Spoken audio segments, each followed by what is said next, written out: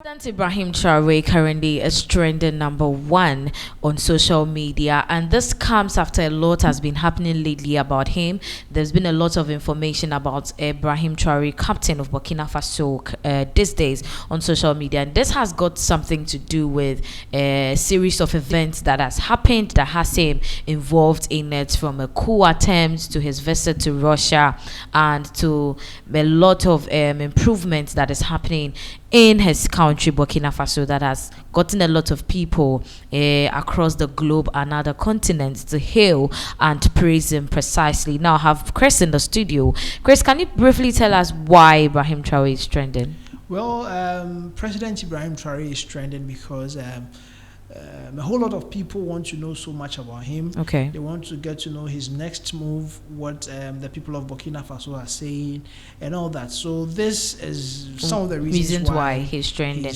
We have more on the reasons why President Ibrahim Traore is trending, but let's watch this video. When we come back, we'll continue. The world needs to pay attention to who this man is, because he is inspiring an African revolution against the West right now. This is 37-year-old Ibrahim Traore. He is the second youngest head of state in the world right now, and what his supporters say he represents is simple: African independence. You see, Burkina Faso is a former French colony, and since he became leader of the country in 2022, he has accused France of neocolonialism, which in other words is when a country is still trying to control the other, but now just through more hush means. So when he seized power, he started to make drastic changes. He ordered the French troops to leave the country. He expelled French diplomats and Western media. He banned the use of British and French colonial-style judicial wigs in efforts to decolonize the country's judicial system. And then he started making major changes. He started cutting ties with foreign companies involved in Burkina Faso's infrastructure development, like roads, bus stations, airports, and then started replacing them with locally equipped and trained workers, and then acquired around 1,000 road building machines for them to use. He started introducing policies to boost local control over food production and processing. He started pushing for greater state control over energy, reducing the dependence on foreign suppliers of electricity. And then, in the clearest statement to the West yet, he started buying back a number of the country's major gold mines previously owned by foreign entities. He called the purchases a reclaiming of national wealth from exploitative foreign ownership. But here's where things get crazy, because what started in Burkina Faso has now become something much bigger. They've now joined forces with Mali and Niger to form the alliance of Sahel states, basically saying we've got each other's backs and we're done with all influence from the West. Ivory Coast and Senegal are now also pushing to remove foreign military bases, and a former Nigerian senator described Traore's actions as the spirit of a continent yearning to be free, dignified,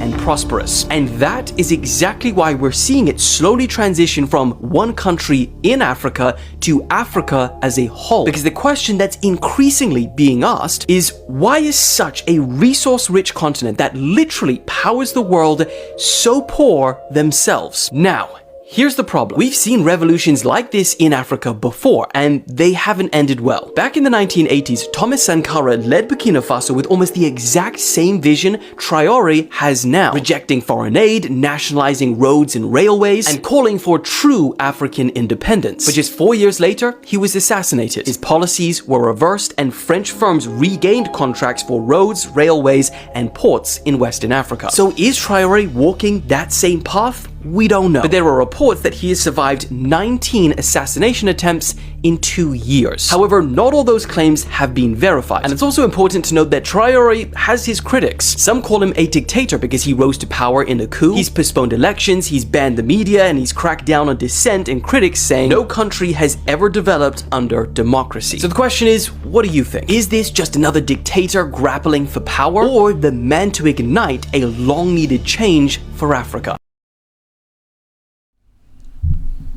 So that is more like a review of Ibrahim Traore and why he's trending, his achievements, his decisions, and things that he's been doing after the coup, a successive coup actually. So we've listened to what this American is saying about Ibrahim Traore. It looks like he's hailing him, and at the same time he's trying to draw attention to the fact that there is something at stake.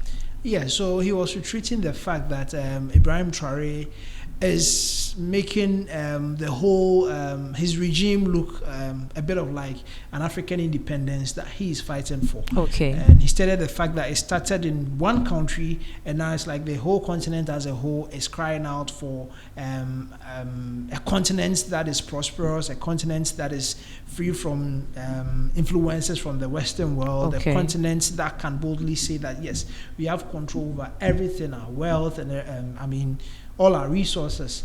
And he mentioned that he bought all the mines that were owned by the Western world, who other were in countries. Burkina Faso. Yes, Then he reclaimed all of them back, and this is to say that yes, he will trend because people would want to find out who he is. okay. His next moves, as I said earlier, and some of these things he mentioned as the assassination attempts on them, Yeah. and they can't really be confirmed, but people would want to find out when, where, and who was behind them.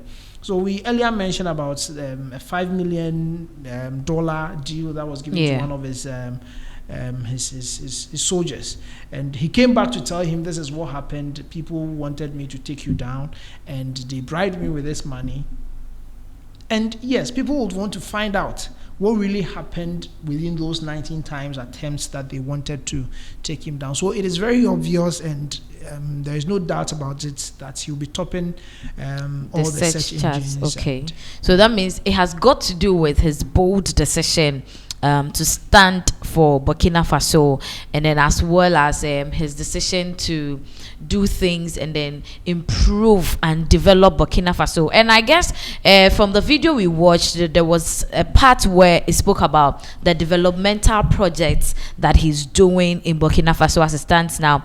We heard about the tomato paste factory, we heard about the constructions of roads and all that. So clearly these are some of the things that people are trying to search and then find about Ibrahim Traore. But there was a part where caught my attention that he made mention of a former military personnel in Burkina Faso who also indulged in a successive coup, but after 4 years he got eliminated. Does this mean that though Traore, according to reports, has been able to escape about 19 assassination attempts, and as it stands now, he's in the second year of his school, is this really safe because he has Russians supporting him? Okay, so you first talked about the fact that the infrastructure that is going on in Burkina Faso, he's trying to localize them. Yes. So unlike in Ghana, mostly, yes, we have local contractors, but sometimes you see that we'll go in for foreign contractors, like people from Brazil, from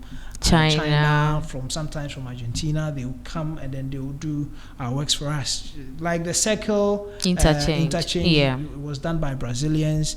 And yes, so he was asking a question in the video that is he tailing the path of Thomas Sankara, who was also who had an ideology of, we have to take control of whatever that belongs to us. We don't have to allow foreign influences to, tell us what to do.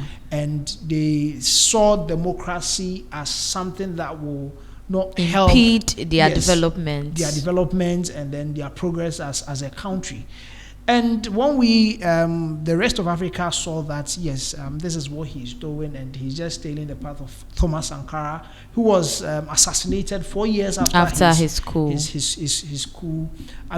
Yes, people would want to find out, all these things that he's doing, if indeed he's safe or he's not safe.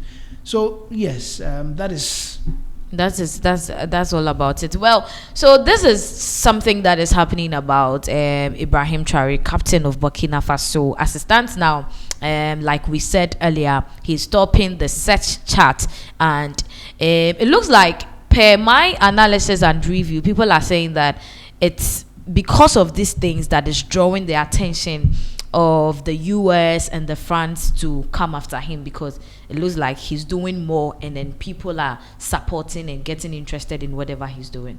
You see, so it is an international organization. When we are related together, when we have a group that we all find ourselves in, we can do things within ourselves. Okay. And you know how powerful the Western world can be over you. They will come, they will dictate for you. They will take your resources outside, go and package it well, bring it back to you for you to buy. But this man has made it clear that no, we should do things on our own. When I was talking about localizing projects in Burkina Faso, so he's bought a whole lot of machinery for road constructions in Burkina Faso. Okay. Yes. So these things makes Ibrahim Traore very powerful in Africa here in Burkina Faso.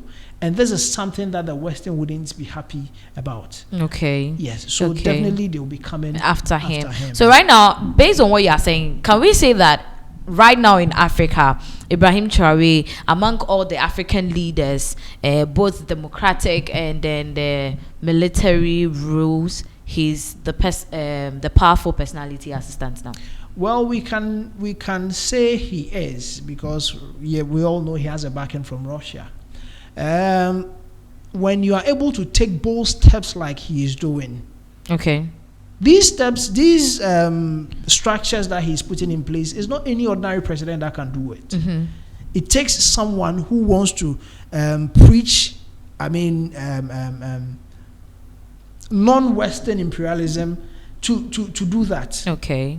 Yes. So he is being powerful because of all the things that he's doing. So yes, we can boldly say that yes, in Africa here, especially in our sub-Saharan that's the West African section, the district, we can say that yes, he is very powerful amongst his peers now. Wow. Yeah. So as it stands now, we could say, based on one or two observations and what is happening in Burkina Faso, we can say Ibrahim Traore is the powerful personality in the West African continent because of the decisions, the bold decisions he's taken, and the massive inputs he's trying to put up in Burkina Faso to make Burkina Faso great again.